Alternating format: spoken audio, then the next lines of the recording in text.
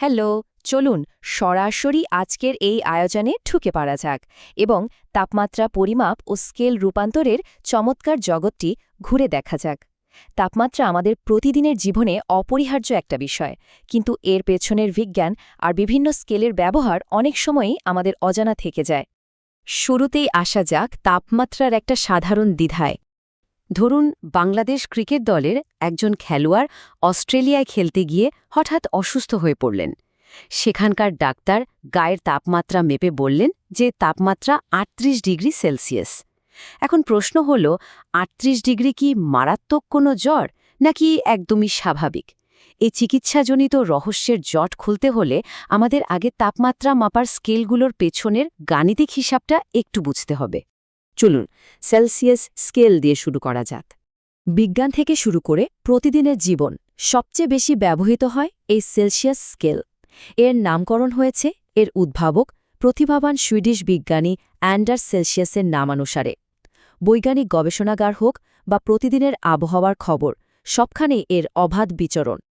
এই স্কেলের সবচেয়ে মজার আর গুরুত্বপূর্ণ পয়েন্টটা হল এর হিমাঙ্ক।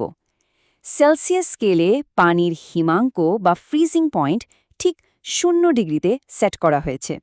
মানে ঠিক যে তাপমাত্রায় পানি জমে বরফ হয় সেটাই হল 0 ডিগ্রি সেলসিয়াস। আর অন্যদিকে পানির স্ফুটনাঙ্ক বা বয়লিং পয়েন্ট, অর্থাৎ যে তাপমাত্রায় পানি টকবক করে ফুটতে শুরু করে, তাকে মার্ক করা হয়েছে একেবারে কাটায় কাটায় 100 ডিগ্রি হিসেবে।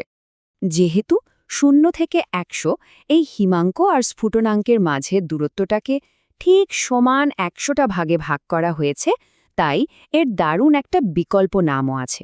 একে সেন্টিগ্রেড স্কেলও বলা হয়।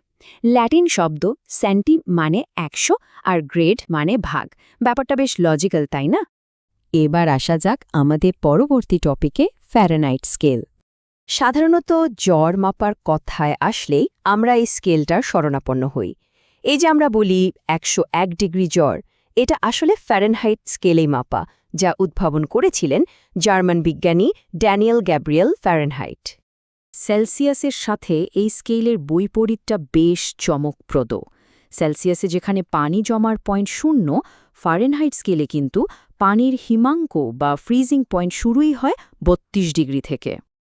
আর পানি ফোটার পয়েন্ট বা বয়লিং পয়েন্ট, সেটা 100র বদলে একেবারে সোজা 212 ডিগ্রি ফ্যারেনহাইট পর্যন্ত উঠে যায়। তার মানে দাঁড়ালো, এই স্কেলে পানির হিমাঙ্ক আর স্ফুটনাঙ্কের মাঝের গ্যাপটাকে 100টির বদলে সমান 180 ভাগে ভাগ করা হয়েছে। আর এর প্রতিটি ভাগকেই বলা হয় 1 ডিগ্রি ফ্যারেনহাইট। দুটি স্কেলকে পাশাপাশি রাখলে এদের পার্থক্যগুলো একদম পরিষ্কার হয়ে যায়। গাণিতিক হিসেবে যাওয়ার আগে হিমাঙ্ক, স্ফুটনাঙ্ক আর মোট ভাগ সংখ্যার এই বেসিক পার্থক্যগুলো মাথায় রাখাটা আসলেই খুব জরুরি। মূল বৈশিষ্ট্যগুলো তো জানা হলো, এবার চলুন দেখি স্কেল দুটি রূপান্তরের সূত্রটা কেমন। চমৎকার একটা সমীকরণ এই দুই স্কেলের মধ্যে সেতুবন্ধন তৈরি করেছে।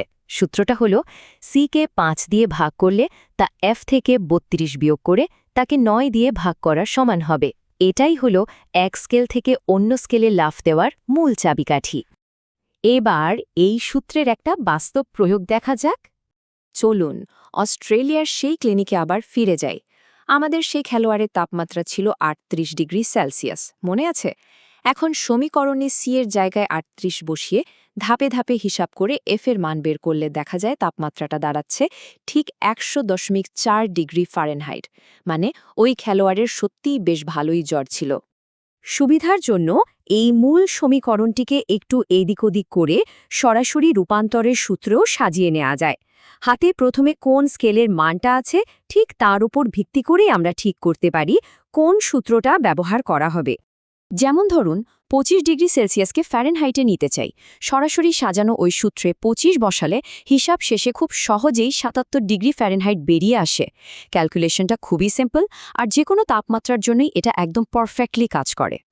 ক্লিনিক্যাল থার্মোমিটার দিয়ে কয়েকজন বন্ধুর তাপমাত্রা ফ্যারেনহাইটে মেপে সেটাকে সেলসিয়াসে কনভার্ট করে দেখার কাজটা কিন্তু বেশ মজার একটা অনুশীলন হতে পারে। তবে আজকের এই এক্সপ্লেনার শেষ করার আগে ভাবার মতো একটা দারুণ প্রশ্ন রেখে যাই। আচ্ছা, এমন কি নির্দিষ্ট কোনো তাপমাত্রা আছে যেখানে সেলসিয়াস আর ফ্যারেনহাইট দুটো স্কেলের মান একেবারে হুবহু এক হয়ে যায়?